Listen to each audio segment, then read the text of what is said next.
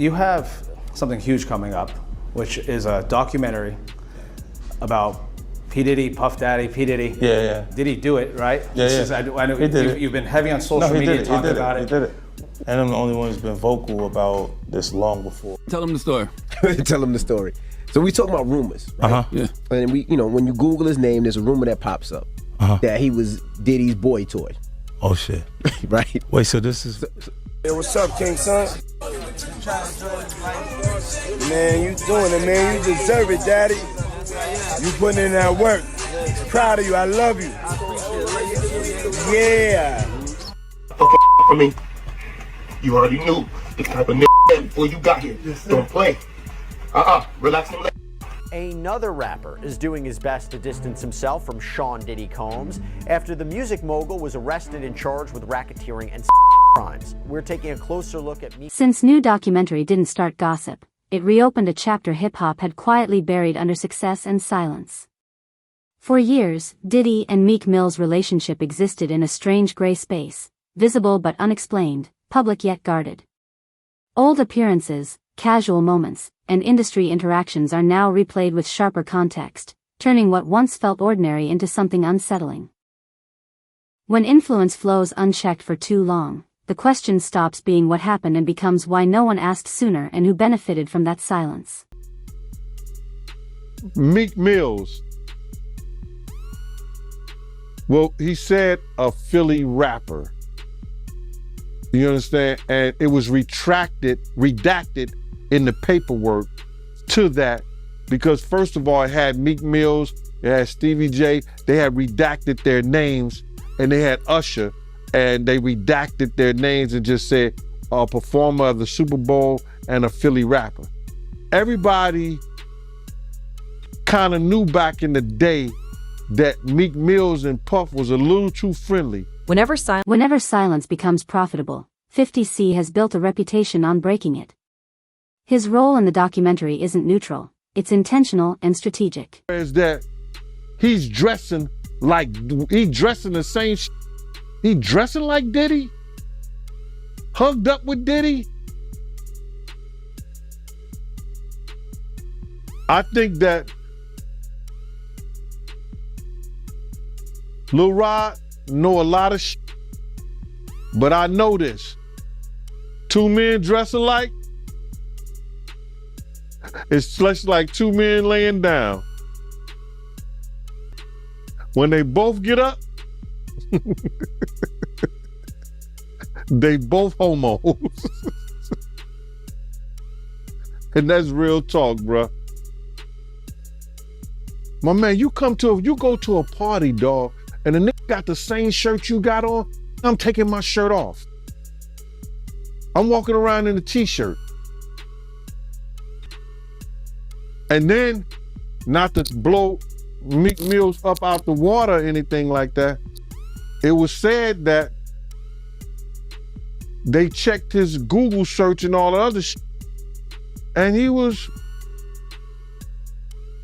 searching for some online gay porn and all the other shit like that. Oh, wow. That shit crazy, bro. But listen, those are what, it's crazy that money, that lifestyle, and you trying to fit into something get you. These guys never set out to do all this shit. Meek Mills, when he got into the game, he didn't set out to be questioning about his manhood with Diddy. But he put himself in that position. As someone who survived the industry without relying on its protection, 50 speaks like a witness who stepped away before the doors closed behind him.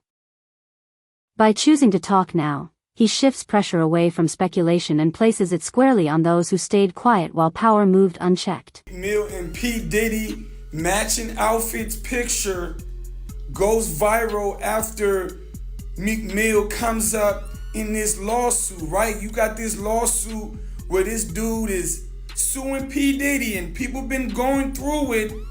He brought, I believe, a Young Miami name came up in it, like about her cousin. doing some things. And then the dude also stated that P. Diddy was bragging about getting with somebody who is a Philadelphia rapper who used to date Nicki Minaj. Goddamn Meek. No, Meek, no. Boy's getting hot up in that kitchen now. It's getting hot up in that kitchen. So now all of a sudden, this pic done came out. They got the matching shirt on and all that. Boy, ain't looking good out here. Ain't looking good out here for Diddy and them. Ain't looking good. And this is just the beginning. You let them tell it. It's just the beginning. To turn around and just tear his whole life down, but it's all because of his mentors and the people that trained him and taught him the music business. You know, it's all about the people who trained and taught him the music business, because Puff wasn't he wasn't born a monster. You know what I'm saying? He was made into a monster, brother. Do you understand what I'm saying? He was made into a monster from the stuff that happened to him, the things that he had to do. You understand? The things that he had to do to become who he is. You know what I'm saying? You know, it's like this, brother. You never like something so much that you can't do without, and you never be willing to do anything to get where you want to be at. You gotta have principles, you gotta have morals, you gotta keep with that stuff. And in that music business, a lot of that stuff get thrown out the window. You understand? And that's what happened to him. He started doing the things to other people that was done to him. To keep he was doing the things to other people that was done to him. And it is what it is. You gotta know better. And if you know better, you will do better. When he was in New York City, he was like that gecko from the Geico commercial. Then he turned and started going, when he lived in Cali and Miami, he turned into Godzilla. I would see him talk about how he using drugs. He was never like that. Smoking cigarettes, smoking weed and everything like that. He turned into something that you could consider a monster, bruh. Then he started doing things to people, you understand, that he learned. That's a learned behavior, bruh. Now, I'm not saying that he may have been doing a couple of things here and there with women, stuff like that in New York, but the things that they're talking about that he was doing, bringing in prostitutes to have sex with his girl and all that stuff like that, that was some crazy stuff to me, man. So I'm just looking at this whole thing, man, and you had asked me, and we don't have these conversations like most people do. We gonna go back and you gonna tell me what, we gonna talk about this. You said, I'ma ask you how you feel, bro. I don't want no man to ever go to jail and be leaving their kids behind, be leaving their family behind. You understand? But some dudes belong in jail based on what they do and how they do it. We know that to be true.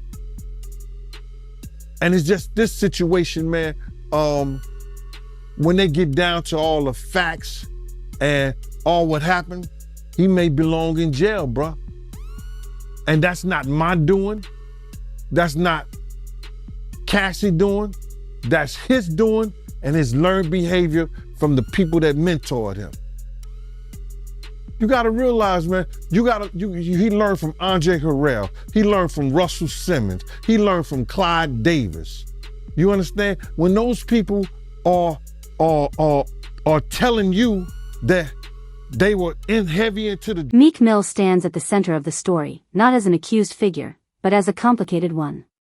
His career has always been shaped by power struggles, authority, and survival. From the streets to the courtroom to the industry boardroom.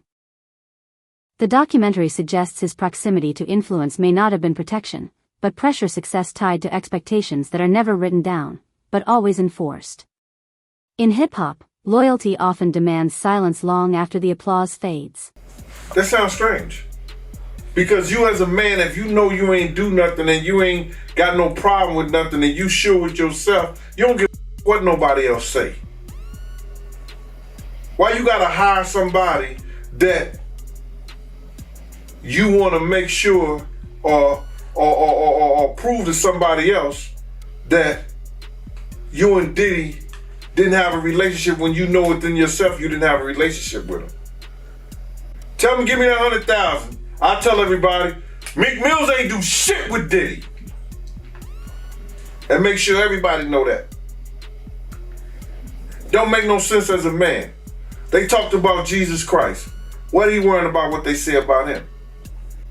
Do you think maybe he just wants to know what the feds know about him? The feds gonna let them know anyway. When Diddy gets discovery, if he lets this go to the point whereas that whatever the feds is charging him with, they have to give discovery. Now, they don't have to give and show everybody what's on those tapes. You understand what I'm saying? And those tapes could be locked up and sealed away for a very long time. But whatever they charge with, they're gonna give the defense team the discovery. And if it's seen that somebody is there doing something that appears to be illegal, and he's a part of that, it'll be in the discovery.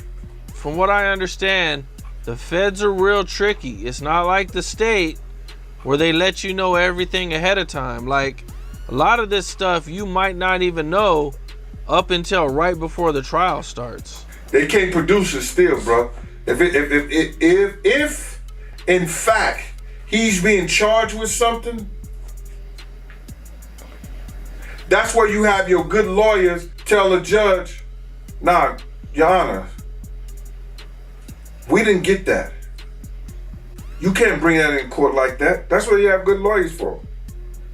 One of the things that I think was, you know, I kind of just didn't understand it, but they're saying that Diddy is facing asset forfeiture. The government wants to seize the properties tied to racketeering, trafficking, and prostitution charges. That's a good way of saying that what a black man has earned all these years for doing music, we want to take it away because he didn't get this from doing music, which is a lie. He got those things for doing music, selling alcohol, doing whatever he was doing. So now they want to put a crime on it and try to seize his property and seize his things that he has earned, which has nothing to do with what they're trying to charge him with.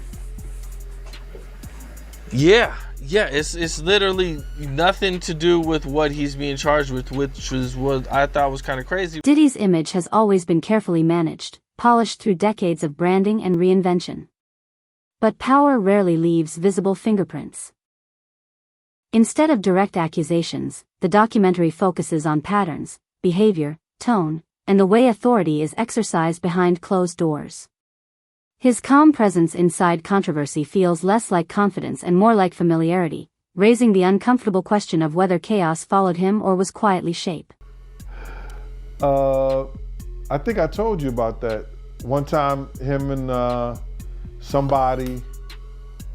him, Sarah, and this young girl flew from Atlanta, and they, and flying from Atlanta, we had this artist with us, right? And we were staying in the presidential suite at the hotel. And this particular artist and Puff, they told me, don't let nobody come in the room. So I said, all right, cool. So I propped my chair by the room door while they went in. So this artist's cousin knocked on the door. So I went to him and I let him in because I knew him, I see his face and everything. I seen his face several times before. He said, yo, I gotta speak to my cousin. And I said to him, I said, well, they busy right now, man, and they told me don't let nobody come in the room. He said, yo, I'm going in the room to get my cousin out. And I said, bruh, you ain't going in the room to get your cousin out. They told me nobody could go in the room. So he said, I don't care who you are, what you doing like that. I'm going to get my cousin. He went to go and try to open the room. I grabbed his ass, joked him up, and slammed him on the piano. And the next thing you know, Puff and his artist run out the room naked. And so then I said, I see the artist trying to grab a towel. Puff didn't give a shit. And the artist like, yo, what's wrong? What's going on? What's going on? He like, yo, G, that's my cousin. And I was like, yo, my man, he was trying to get in the room and y'all told me don't let nobody else come in, let nobody come in this room. Jesus Christ gonna have to come take the, Puff no, Jesus gonna have to take the air out my body if anybody coming in that room. And Puff just looked at the artist and the artist said, you ain't wanna come up in there? It was a lot of on. That was it. And I ain't telling you the artist's name. Oh man. So you ain't gonna tell the artist name, yo? You ain't wanna come up in there? Cause it was a lot of freaking shit going on. Was it a rapper or a singer? It was a rapper. A rapper that probably do a little singing too. And that's all I'm gonna say. The leaked audio didn't create the story. It confirmed it. Tone revealed what statements and denials never could. Hierarchy, aggression, and private authority that contradicted years of public messaging. These recordings shifted perception instantly, turning whispers into serious discussion. Once language meant for closed doors becomes public, power structures lose control and reputations are forced to stand without protection. Him getting backlash, you know, people feeling like, you know, he being fake because, you know, he had a relationship with Diddy. Like, how you feel about that? My man, I can't judge Meek Mill as a man. I don't know Meek Mill as a person. You understand? And if he wants to say no Diddy, no homo, no this, no that, that's his choice. I know a lot of Phillies dudes and they strong out there, and some of my people are cool with Meek Mills. You understand? People. Some of my people are cool with Meek Mill's people. Meek Mills was a young guy, and Diddy was an influencer, and he may have influenced a lot of things that Meek Mills got caught up in the game in. Brother, I don't know Meek Mills as a man. You understand? I know some of his people through my people who knows his people. If Meek Mills want to say no Diddy, if Meek Mills want to say no homo, I don't have a problem with Meek Mill doing that. Meek Mill's got to deal with what he got to deal with based on the relationship him and Puff had. Dressing alike, being cozy, Puff calling him daddy, saying little innuendos to him. People are looking at that and saying Meek Mill is wrong for saying no Diddy. But you can't tell a man how to spend his money and how to make love to his wife or his Diddy. So, I don't know. I don't know, Mike. I just don't know. Nah, I feel you, man. You know, I get it, man. I see where you're coming from. But I gotta ask you about this party, right, that Diddy threw for Meek Mill. You heard about how the owner, she came out saying that she found used condoms, lubricant, razor blades, powder, blood on the bed sheets. You heard about this? No, what happened is that Diddy had rented a mansion out for Meek Mill's birthday party, and he had rented it for like $25,000.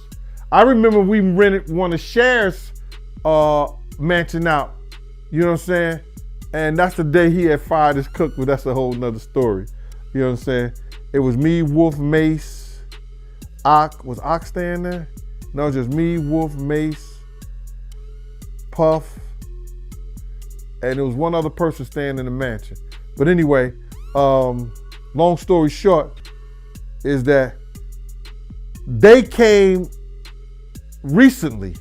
This happened a long time ago, but they recently just made a statement that they found loads of cocaine.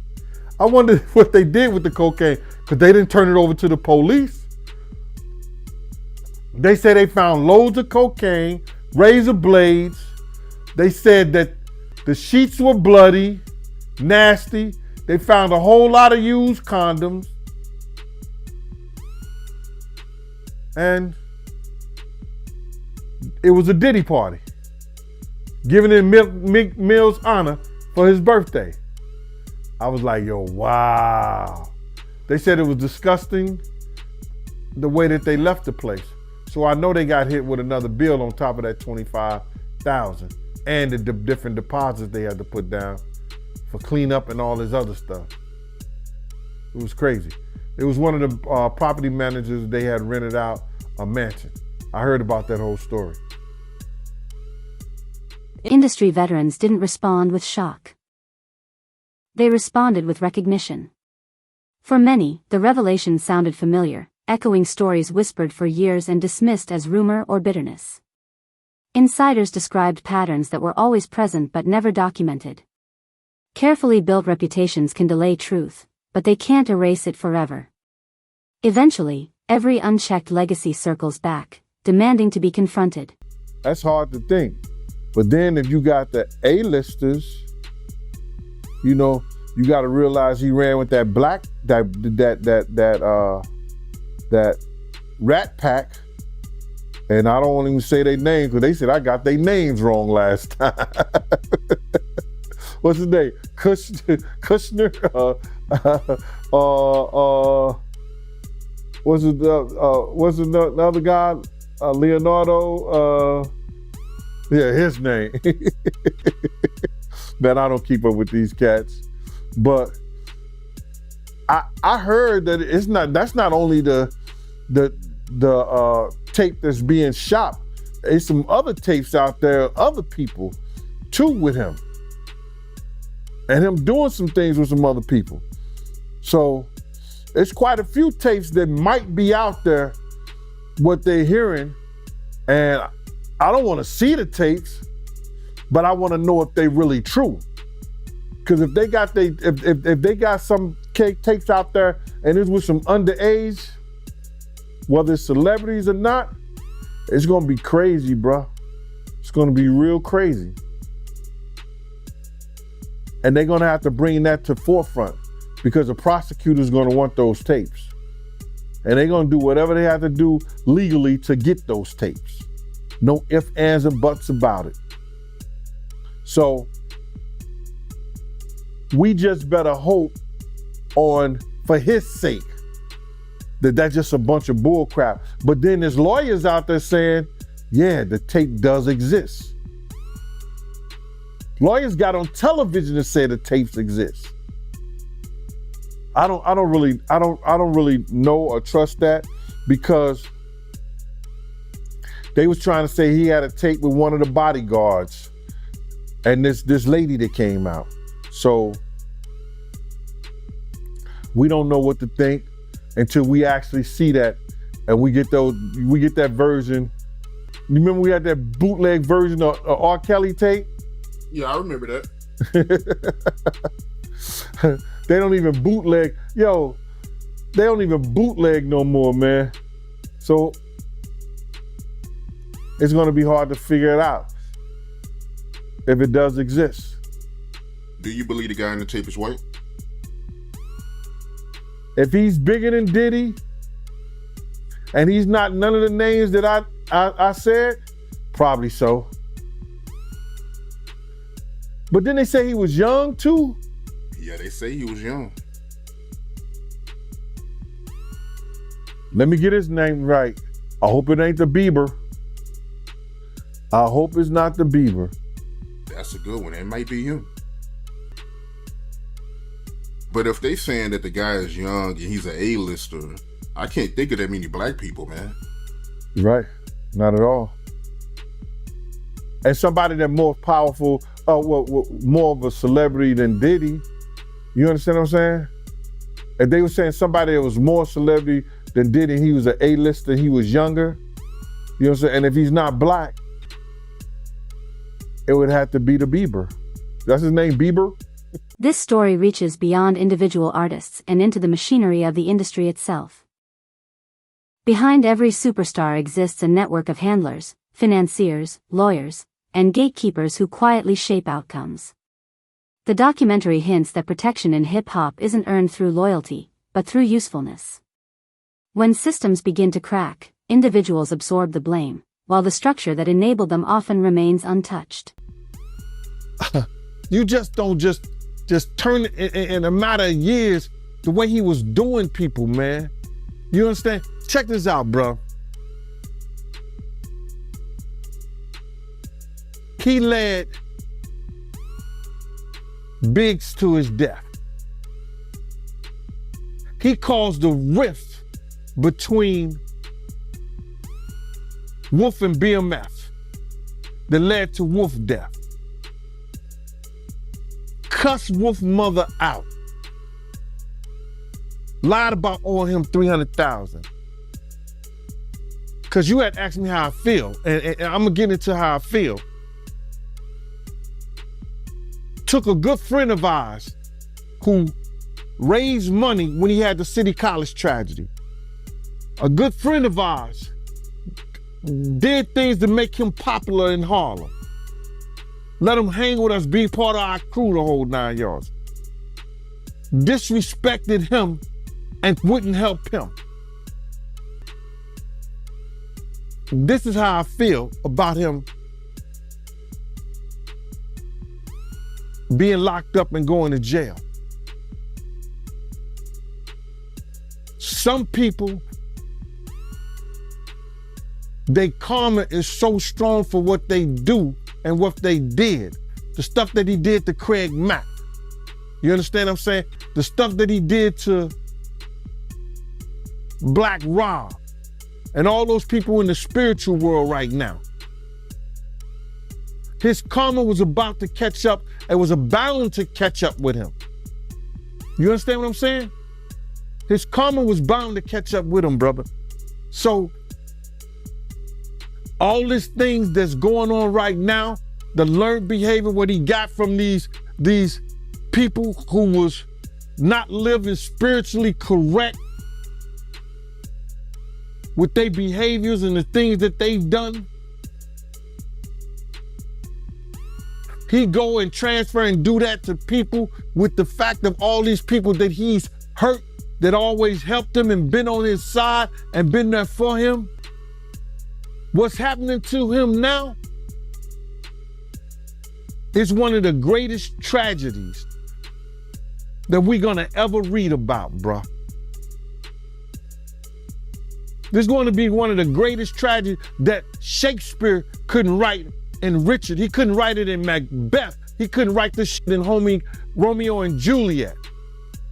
This is going to be one of the greatest tragedies of hip hop, along with Pac's death, along with Big's death.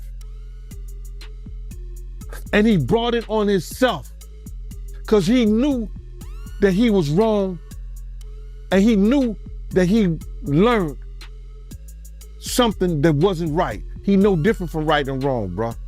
You have a way to change. You know when something is right and when something is wrong, and you know if you're wrong, you get help.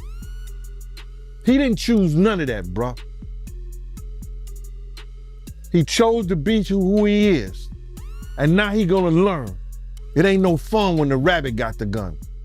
What 50C released isn't a conclusion. It's a fracture running through long protected alliances. The documentary doesn't solve the mystery. It exposes tension, contradictions, and silence that can no longer hold. What we're witnessing isn't just fallout between artists, but the slow unraveling of an industry narrative built on control and image. In hip-hop, truth never arrives gently. And when everything finally comes to light, the real test will be whether accountability follows or history repeats itself.